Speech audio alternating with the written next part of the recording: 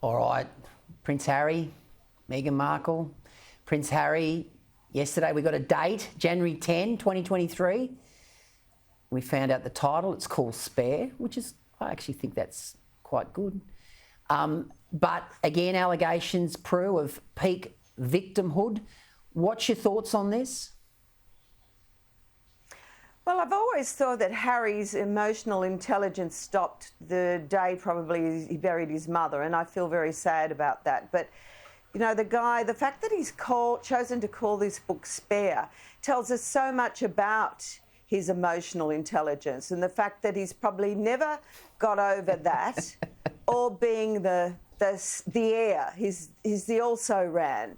And what this is telling us, and in fact his choice of wife, who probably is, you know, part of his lost mother syndrome, is that he's not fit. He's not emotionally prepared to be anything but a spare. And thank God he's a spare way down the line now, because he's just, you know, it's very tragic what he's been through, but we all have tragedy in our lives and we have to get on with it. And I just think that, you know, it's going to be a terrible ruckus for the royal family.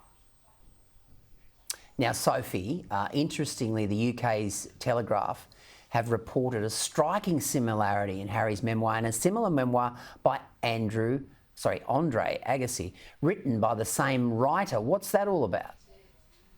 Well, that's right. The ghostwriter of both books is the same chap. The photos that are on both covers look very similar. They're the one word. They're very striking covers. Look, Gleeson, I'm really concerned about this. Next year is the coronation of the King. It's meant to be a joyful celebration. And yet again, we have poor Harry moaning and whinging like he does best with his wife that does this. I think it's a real shame this book is coming out, but let's see what's in it. But I can't imagine there'll be much happiness, because he's made a living out of bagging the royal family and the Queen and the entire, you know, royalty that there is in Britain. It's a very sad state of affairs. Quickie before we go, Elon Musk, he's confirmed his purchase of Twitter, wasting no time in cleaning the joint up and firing 3 top executives. Sophie, just quickly, is this a new dawn for Twitter? Hopefully, Gleeson. Look, it's a cesspit. Hopefully Elon Musk will take over and clean it up, because it needs that. I think it's been a shocking social media platform for a long time. Prue, can Elon save Twitter? Look out for...